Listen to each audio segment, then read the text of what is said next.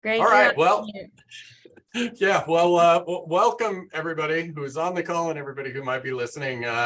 This is the Finding Good podcast that we're still trying to focus on, like specifically where we're going.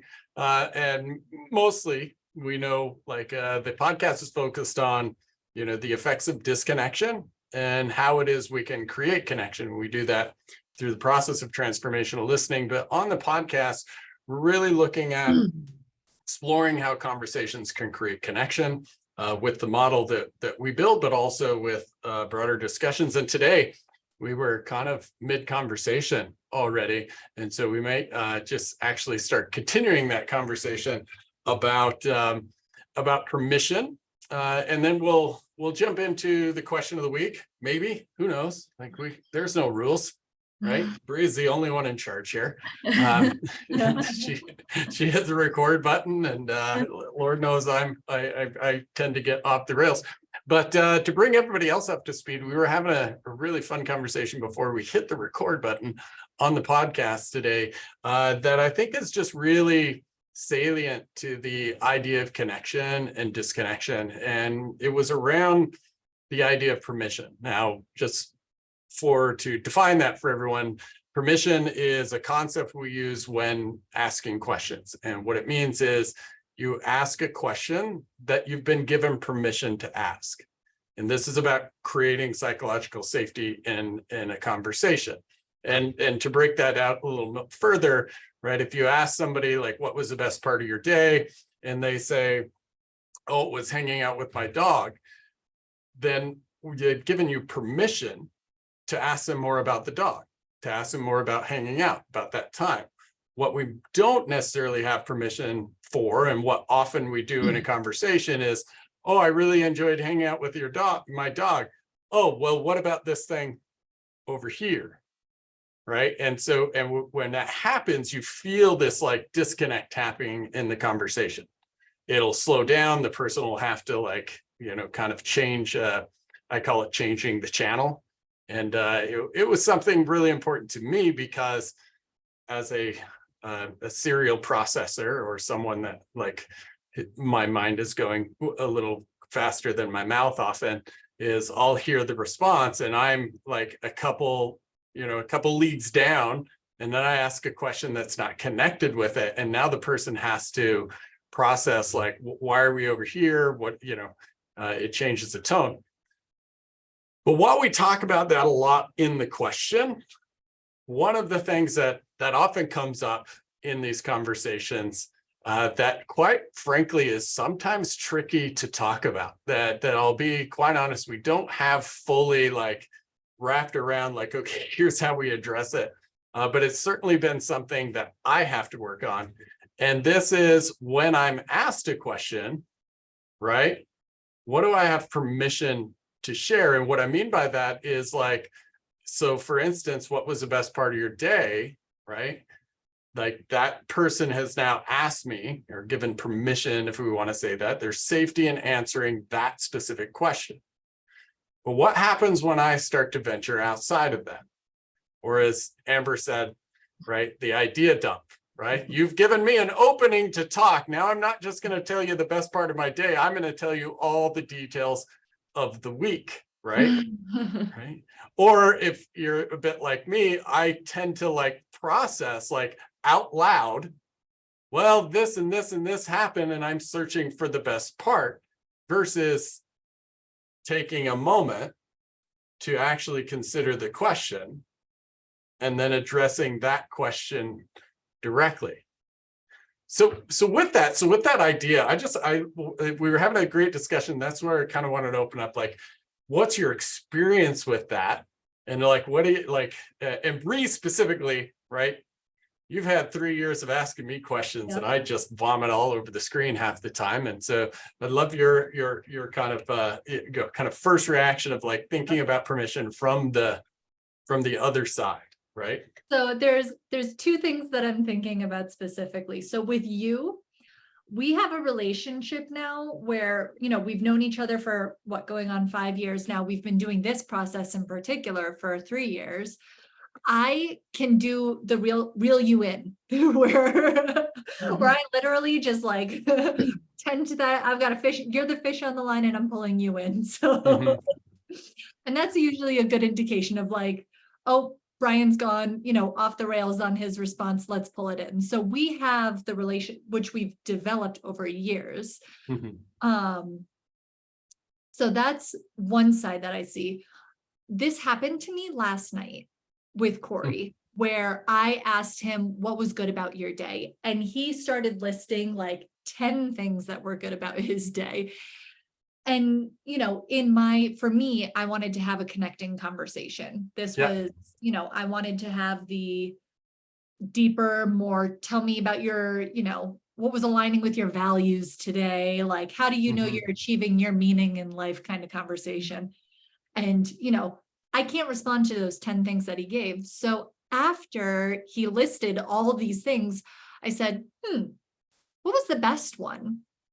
So that way we could shift the conversation into that one specific experience, which was a very sweet response that he ended up pulling. Like he listed all the good things that were work related, but then the best thing was like our baby related.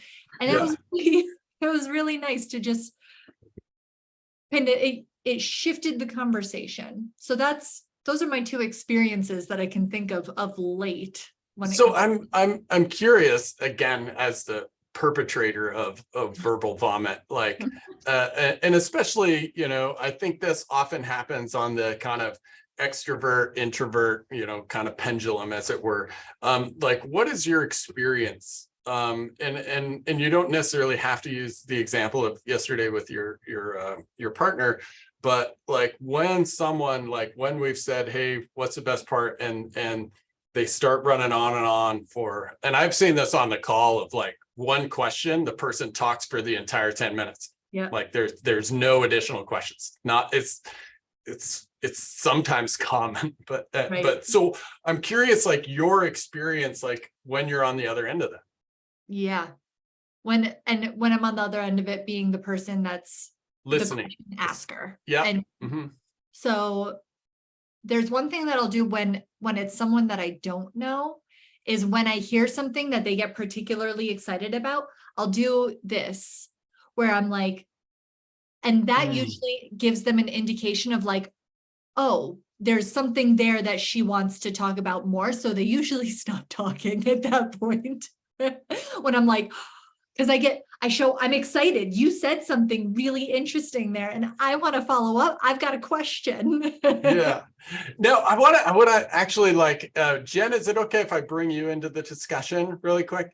Because before we started this, Jen, you had said like you've fallen in the trap of like, I want to tell you everything.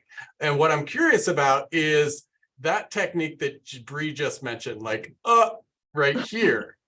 What would be your experience of that? If somebody like maybe even stopped you, like you're outlining all this stuff and they said, oh, I'm interested in knowing more of that. Like, what do you think your experience, like, how do you think that would feel?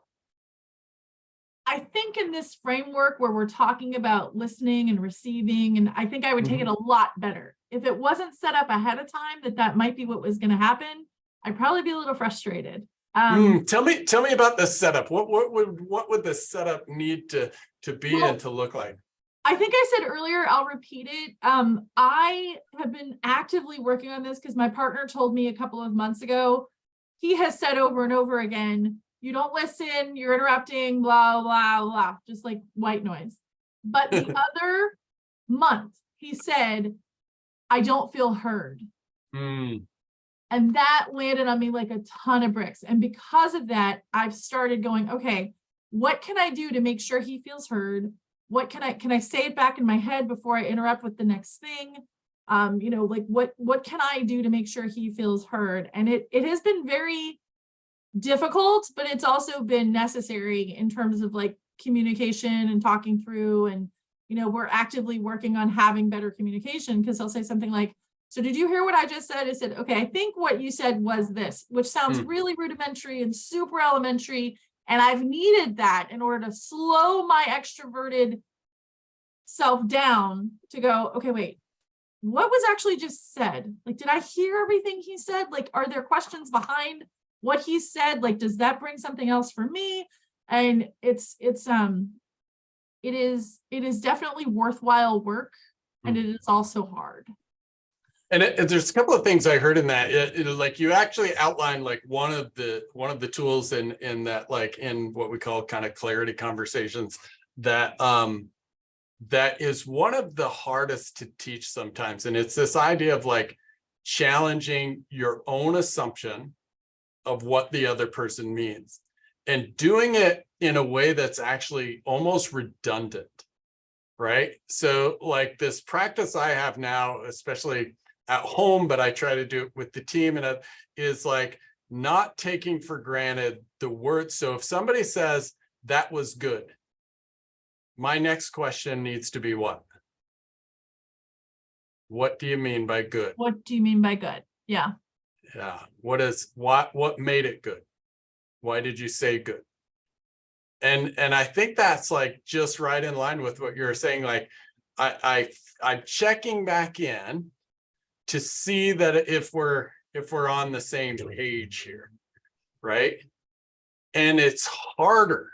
The more the closer you are, the more relationship you have with someone, the harder that question becomes. Because what we're doing is disrupting like patterns that we've built maybe for years of assumption, right? That like we have an implied agreement of what good means or what good doesn't. And what you're doing when we check into that is we're taking that implied agreement and putting it into what we call the explicit world. We're making it known, right? It becomes a like, oh, here's what good is versus, hey, we actually know what good is, right? With each other. And what we find over and over and over again is when you check on that, our understanding, the mutual understanding deepens, right? Like, and I think like that's sort of where connection begins to start to happen. And it's saying in that moment of saying, what did that mean? What are we telling the other person? No, we care to know what it means. I think it tells, yeah. Tell me more, Bree. Say that again. Like that we care to know what it means to them. Like I care enough about you having a good time that when you say something is good, I want to know what good means to you. Because I've got my assumption of what good is. Yeah. And I think, and that's where it becomes really cool. Like, my wife and I have this like we've discovered our scales are so like diametrically opposed. Like, so my wife's been doing a lot of cooking the last 2 years, like really focusing on diet, and so she'll cook stuff, and she'll be like, okay, scale of 1 to 5, right? We do it again, and I for like weeks. Like my scale is like, if you hit a 5, I'm like dancing. It's so amazing. Like it's the best meal I've had in the world. So my scale is like 3 to 4.5 on average. I'll throw in a 2 if like I don't want to see it again. My wife's scale is 4.5 to 5. Like that's the whole scale, right? Or 4 to 5 rather. 4, 4.5, 5. That's the entire scale. If it's 4, we're never doing it again. If it's 5, like, yes, let's put that into the weekly menu. And it was like a month or 2 of like, I would say, that was a 3, babe. And it was like, I punched her in the stomach. And she, what was it? I was like, 3 is average. I would eat it again. Like I wouldn't, stand in line for it, but like, I didn't hate it. But again, because like, we didn't check into that, like, what does that mean? And what does that mean? Right. And so now, like, why was it a 3? Right. Just that simple. Like, why was that a 4? What do you mean by 4? right? Well, and I want to add on to that. There's first just the like scale conversation in general, but also what is it that we're rating? There's assumptions there as well, because we definitely have nights where we're not salad people, but there's some nights where we had like a really heavy lunch and a salad is really nice. Yeah. And that's, so on a daily basis, no, I don't want a salad. That's probably one on my Right, scale. yeah. But there's times that it's a good idea to have those veggie heavy meals. Well, So- that's like two separate scales, right? On Yeah. a salad scale, this is a 5. On the Yeah. steak scale, it's a 2. Yeah. Right? Like, or whatever the connection is. Jen, what were you gonna say? The other thing is I was thinking about those customer service surveys. It's like 1 is this, 5 is this. And if you're not paying attention, you're going to score the wrong way. So it's kind of in that same vein of like, okay, for you, 1 to 5, it was like, those are real numbers. For her, it's 4.5 to 5. That's a very different scale conversation. So yeah. It's all of that. And I just love the idea of like, hey, what do you mean by that? Instead of like I'm just going to assume I know what they mean. Because I always think about that quote about the illusion, like the hardest thing about communication is the illusion that took place. I love that so much. Like, Yeah. because you can tell someone over and over again, but if they're not listening or they're not paying attention or not really receiving it, they did not hear you. Yeah. Yeah. You get, I love to call it active listening face. Like the only thing active is my, Amber, what were you gonna say? Yeah, I'm curious. So like on this idea of the listener, like what have they been given permission to say, to respond?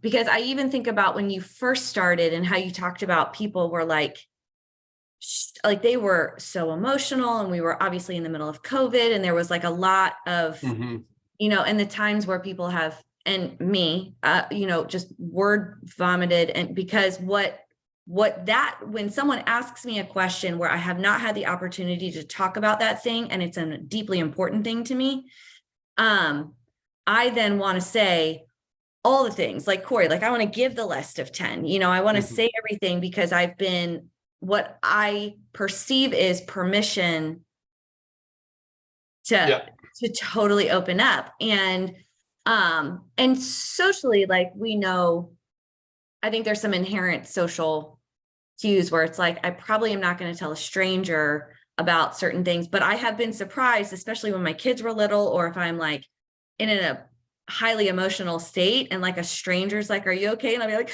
no, like and it's like all of a sudden you've just like told your life story to somebody. And like, I've gotten in those conversations, even on a customer service call where I'm like, hey, how was your day? I'm thinking I'm just going to pay a bill. And like, I've literally heard, the thing. So it would be interesting.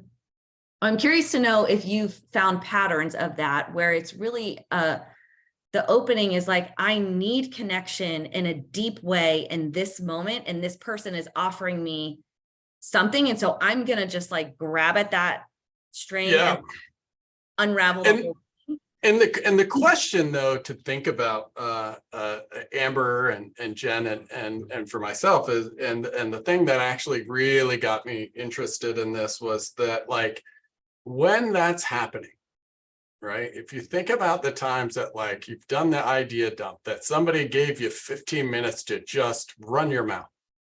The question is, did you leave with a sense of connection?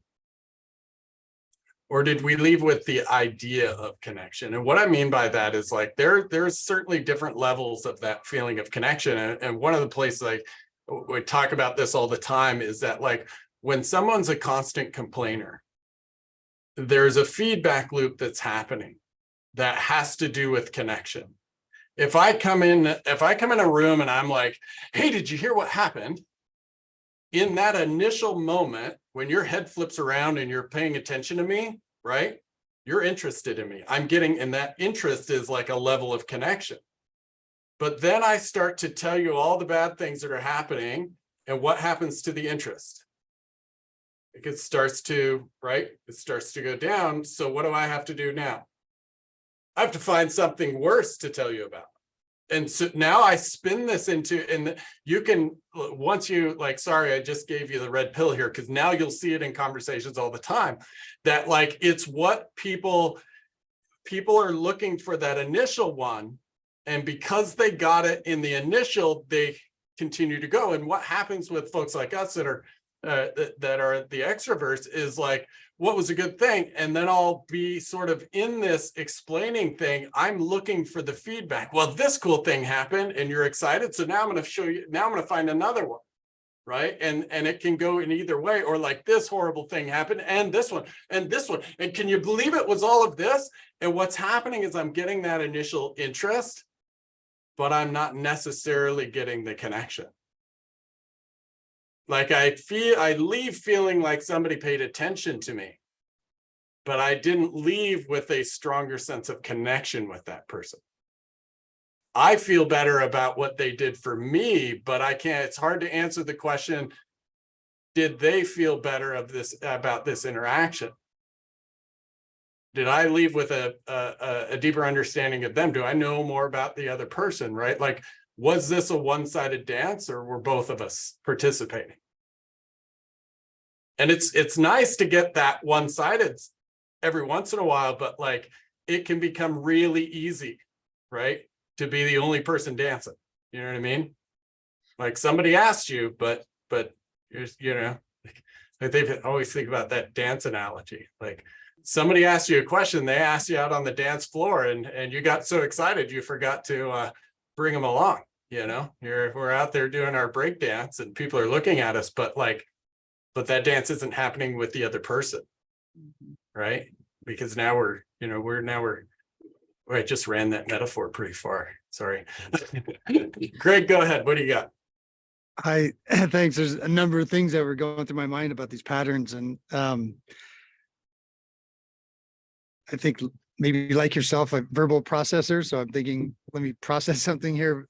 What you just said about the, do you prioritize the connection over the listening when someone is going down that road and wanting to be heard? Maybe is there, you know, if our priority and interest is to get the connection, even if they don't understand what's happening, it seems like maybe an interjection is necessary, or maybe, you know, some pattern interrupts on our part for them, because I'm thinking about my pattern interrupt of assumption. And sometimes I'm prioritizing making the assumption in order, what I used to think anyway, was making the connection. Mm-hmm. Yeah. Just trying to think of where to, well, Go with that, Dan. Bree, I'd love your initial thoughts of it, but I've got a couple of thoughts on that, but yeah. I think part of it is almost level setting on your intentions for the conversation. I don't want, when I'm talking with someone and they feel the need to have that verbal dump, and they just need to get everything out, maybe they're not in a place to have that connecting conversation that I'm looking to have. So part of me would even take a step back and go, oh, maybe this isn't the time to have that conversation. Maybe what this person really needs right now, and the way that I'm going to show up for them, is to just listen to them talk through all of this. And then ask the question afterwards, are we in problem solving mode, or do you just need to vent and listen to me? Which is completely outside of what we do in Finding Good. But that's my take on it. Brian, what do you have? Yeah, I think that like when we think about connection, there's levels, right? Like there is connection in the idea dump. It's just not super strong, right? There is connection, even though we have like SOFA in sharing opinions, it's just not very strong, right? But that doesn't mean we go from not strong to, right, super powerful. You know, how did you make somebody's life better today? Right? Like that, like there's an intensity in that, right? And so I think that idea of like being clear first for ourselves. What is our expectation in the conversation, right? Like in terms of like level of connection. If I know somebody's struggling, right? My connection is just, I'm going to be there for, right? Like, okay, you're going to unload. At the same time though, I'm going to be aware of like maintaining what I need as well, right? Like I can only take so much of, for me, like negative dumps cost me a lot. Like because I have, whether it's empathy or whatever you want to call it, like I tend to take on whatever energy I'm being given, right? And so if somebody's really struggling, like I'll start to feel it, and I have to regulate, like, okay, like, yes, you know, the world is falling, and what are you doing to keep your head above water, right? Like I'm gonna shift that conversation because I'm gonna honor getting what I need. Otherwise, I'm gonna likely create this pattern of not getting what I need in a conversation. And so the delivering, like for me, keeping the permission of staying in what I've been asked is very much about making sure that I'm not creating a pattern with someone else where they don't feel heard. But it's hard to do if I'm not aware of what I need before I go into conversation. And I think back to that point of like really being a little bit more aware of like, here's my intention, here's my expectation, and clarifying that in a conversation. The more I then own the things that I need in a conversation, the easier it is for me to give the other person what they need. Right? Yeah, that helps. I guess I just feel bad for saying because she's aging now, but can you call my mom? Yeah, fair. Oh no, she's gonna see it on YouTube. Yeah, right. Yeah, that'll be the next podcast. Well, I just have that'll be the whole podcast. Like, I'll call your parent, right? Exactly. Get what you need. Yeah. But so I specifically honed in on that actual pattern, whereas some of these discussions we've been having, I'm thinking about other things, and it's easy to kind of get both sides. And when you just said what I need, it's interesting because on that negative spiral, it's okay, I'm connecting by listening, and I'm here and I'm listening. And then I run out of complete things to say, like, as I know I can't get you to one up that last one, I guess. Mhm. And so what I'm taking away is it's okay to think about what you need in order to actually frame another question that might actually give them what they need. Yeah. And Because I would argue that most of the time we're not paying attention to what we need in a conversation. Yeah. We just have these assumed rules of Right. how we're going to interact. That Yeah. listening is you get 15 minutes and I get 15 minutes, right? Listening is, you know, you're my kid. I took a lot of time with you. Now it's your time to shut up and listen, right? Like that could be. But the problem is, it's like, it's almost always unconscious where it's not a, because we're not thinking about it, it makes it really hard to do anything about it. And so for me, like I'm a little more bull in the china cabinet on this, and I don't always recommend it, but I've had a lot of success with, like, in those conversations, I will interject, like, hey, well, like the constant complainer, I'll be like, man, how are you making it through? And I'll amplify it. Like, that sounds like a pretty big backpack. Like, what are you doing to carry that around? You know? Like, because again, I'm going to push him. I'm going to push that because it's like, no, if you don't need me here, I don't want to be here. It's sort of where it is in here. So that, like, and then I start to listen, like, okay, if you're going to jump into my space, like, I'm going to jump back, and not in a, but it's not in a, like, a challenging way. It's really like, hey, I think you're communicating because you want to connect. To do that, we both might have to change a little.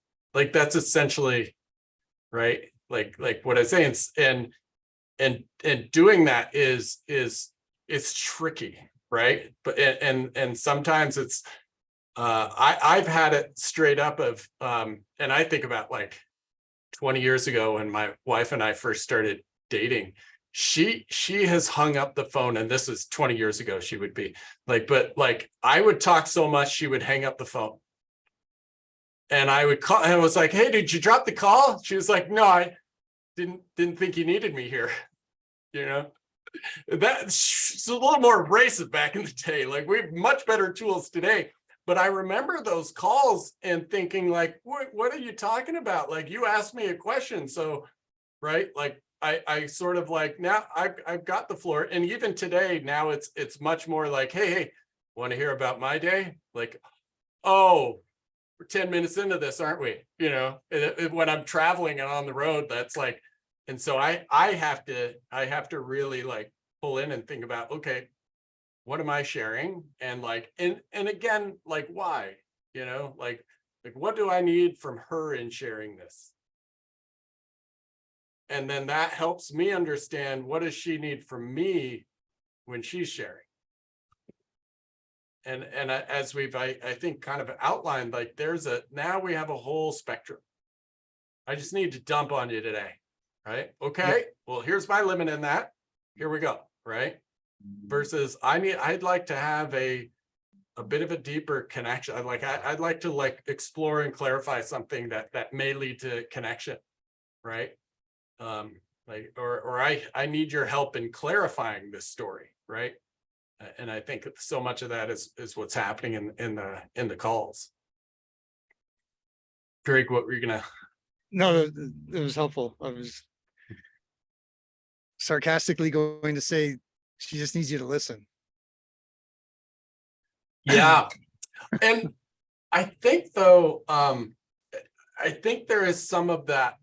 And I also think that like, and I think the more I watch the calls, the more I participate in it, the more I'm led to believe that we're not, the majority of us, if not all of us at different times, are not 100% sure what we need. Yeah. This is And why I'm stumbling on this so much is because I'm thinking, give permission what I need. Like, wait, what I need is I need the conversation to go well. I need to feel. yeah, what does that mean? Yeah, exactly. Yeah. And I think it's that, I think that's the bit that like when we're like so dialed into this is exactly what I need, then that's its own challenge, right? Mhm. I need you to listen. Well, okay, but like you just need me to be like, can I trade myself with like a stuffed animal? Yeah. Like you need like, and I'll make it shake its head every once in a while. Like what do we actually need here? And I think about that, like, again, for me as the person that talks too much, like what do I need from this other person? Because if they haven't had any space in the last 10 minutes, what's the difference between them being there and a stuffed animal being there? You know what I mean? Like, and that helps me like that. Listening is a two-person plus sport, right? And yeah, go ahead, Jen. A struggle I have, it's adjacent to this, is that if I'm talking to someone and I'm listening to someone, they bring up a story that immediately connects to something I've experienced, and I don't want to give up the chance to connect. And I have also found that if I keep listening, there's a deeper story and my story becomes less important in the connection moment. And it is only recently that I have really gotten in touch with this, because I thought it was going one place and it totally went a different place. And I'm really glad I was able to kind of let that unfold, but golly, was that hard.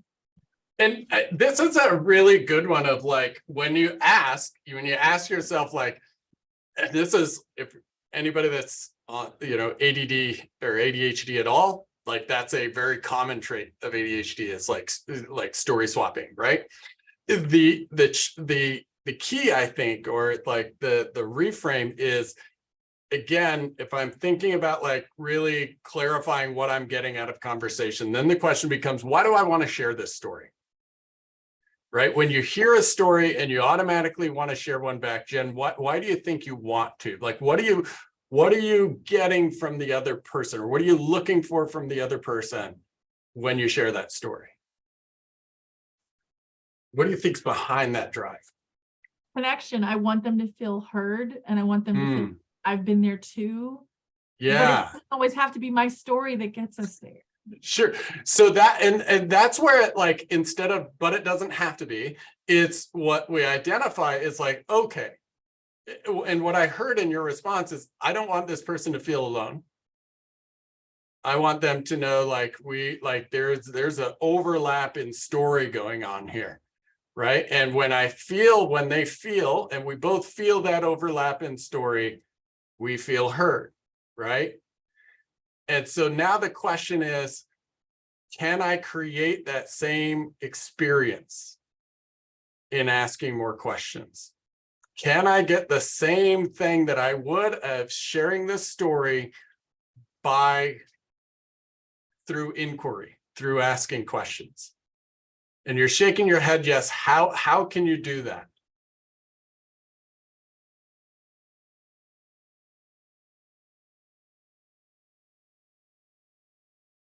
I think it takes really making sure you're listening to them and looking for a place to inquire.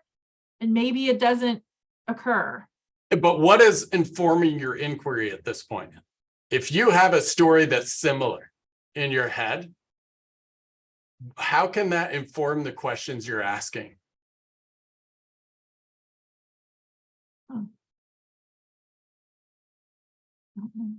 What do you do for a hobby, Jen? If you don't mind me asking. Oh, not at all. I like to listen to podcasts. I read books. I sing. When you approach somebody who also reads books, right? What kind of questions do you ask them? What kind of books do you read?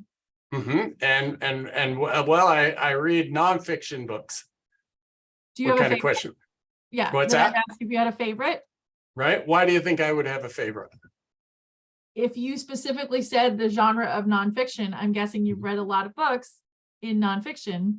I'm making an assumption and saying, okay, Yeah. tell me your favorite. And do you have a nonfiction favorite? I don't. Fair.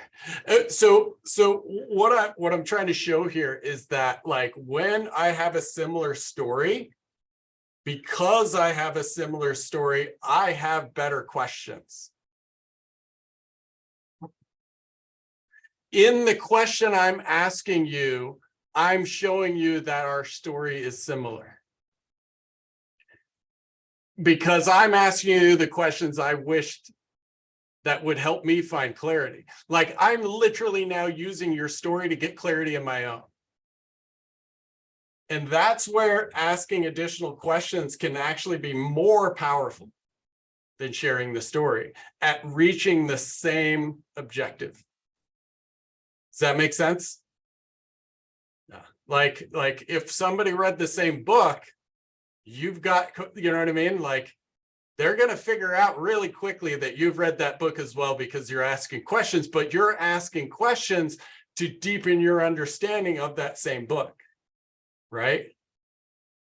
And that for me is like that trigger, like, oh, wait. And I have to, this is like almost like a physical response for me. Like, shut up. Ask a question.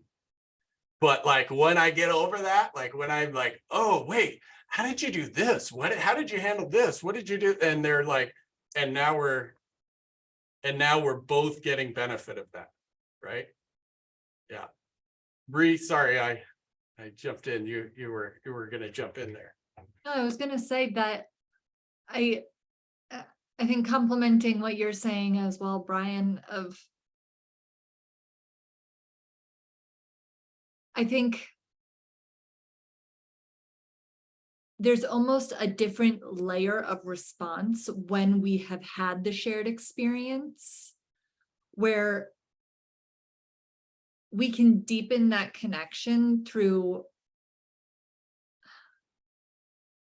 It's hard for me to verbalize this right now. Because I see it and I do it on both spectrums. And what I see when I have a conversation with someone who has a shared experience that I do, when I stay in that question lane, they get more excited. They're more, it's almost like they feel like they're more interested in talking to me when I'm asking those questions. And I get a better feeling out of that conversation than if I just said, oh, I had this experience too. Yeah. Conversation stops. And there's a trick in this, because as you're saying, like, did I have a shared experience? And when we hear a story and we make that connection, like, yes, I've had a shared experience, like that would inform questions. But there's also a different way of looking at that as well. I'm going to ask questions, but regardless of what somebody shares with me, I'm going to ask questions until I find where the experience is shared. So if somebody's sharing a rugby story, I have a shared experience, right? Because I played rugby, they played rugby, that's easy. Now I can kind of dive down. But if, I played rugby and the other person played chess, right? And I have no experience playing chess, wouldn't it, if I flip that on its head, okay, I don't have a shared experience to start with, there are parts of both experiences that are shared, yeah? There are competition, right? There is, like having to work on it, having to improve on it, like, right? Having something I'm passionate about, having something, and if I make my focus finding where the experience is shared, then I can do that in just about every conversation. Right? It's like, it's super fun to do that. It's hard to do it in the moment because your brain's like, chess? And the only question that comes up is like, what happened to you? Yeah. I could say that I actually really used to enjoy playing chess a lot, but like that, our brain goes into that like, yeah, you know what I mean? Because we're having this like, we're not similar experience going on, and it's about actually pushing into that, right? Bree, what were you gonna add? Go ahead.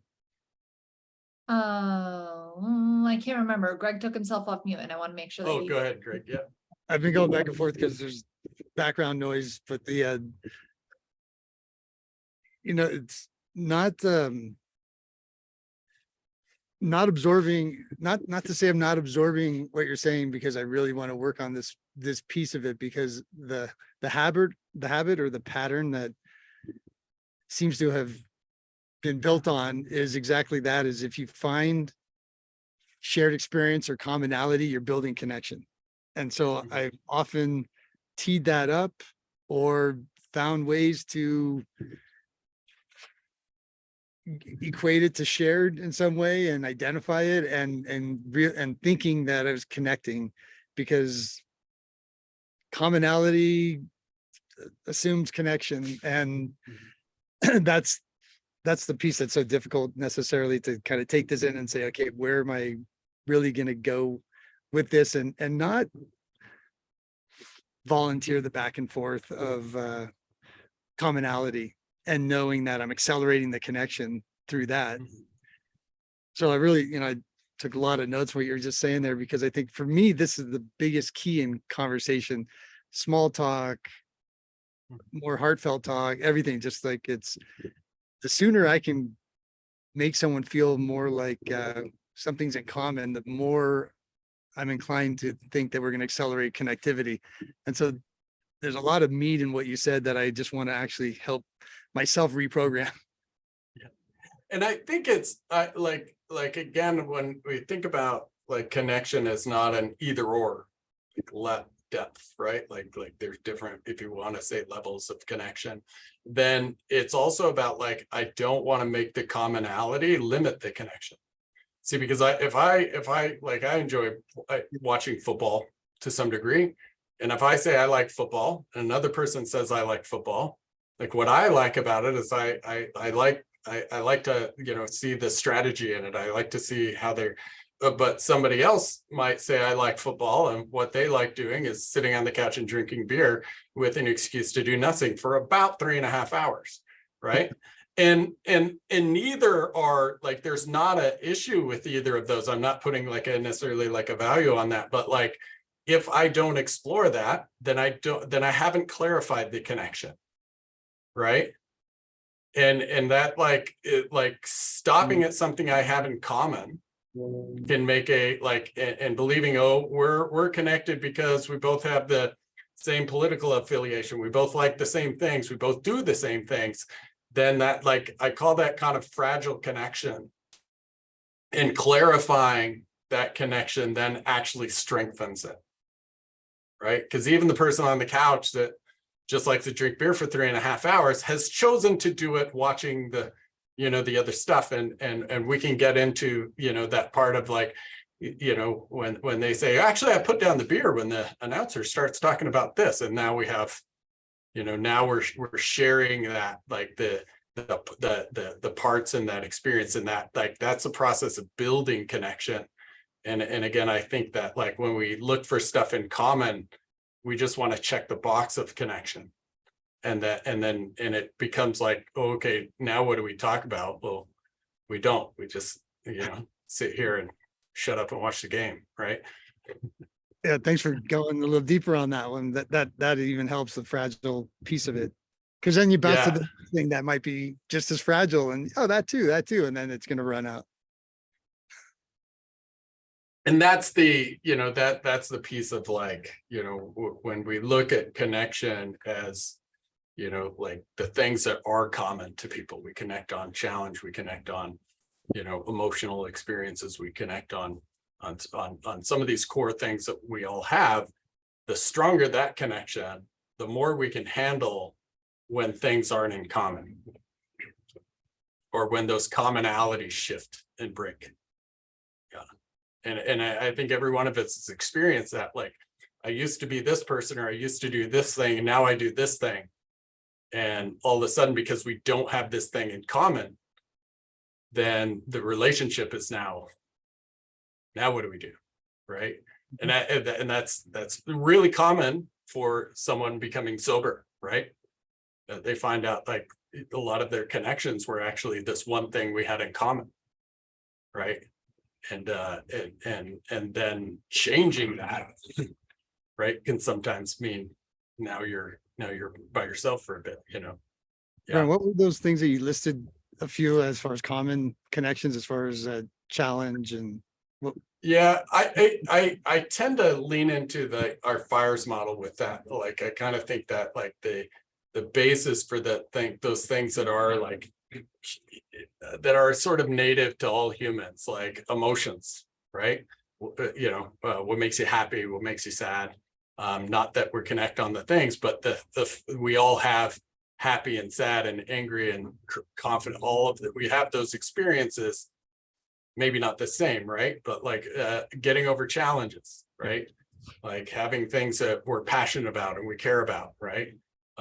Like, you know, skills and abilities and struggles. It's the things underneath that I think, like, and that's kind of one of the reasons that we created the model like that. But like, but it's also that like, once we're starting to look for like, what part of this experience is common to both of us, then like, oh, that's just such this nice, like, then I can be at places I used to be bored out of my mind, and just have this like plethora of questions, because I'm really like, wait, like, oh, tell me, I'm gonna ask questions until you feel less like a Martian to me, right? Like, this is, and that, like, that's really very much like some of the goal in the conversation now, again, in my head when I'm approaching it, and it opens, like, it's really a way of saying like, let's find out where we're both human,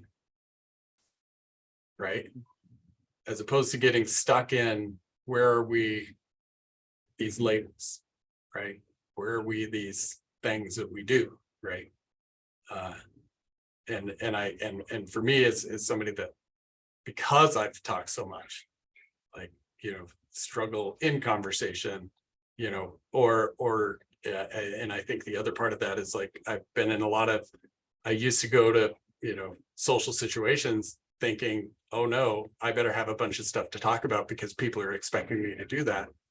And once I stopped like caring to do that anymore, then it was like, oh, now what do I do? And the questions to what Jen and I connected on earlier, like, was that like, oh, I can get the same thing actually oftentimes more powerfully by asking the questions. And in my sharing now, when somebody asks me a question, like, I can get more of what I need by being focused in the answer than I can by doing the data dump. You know what I mean? Yeah.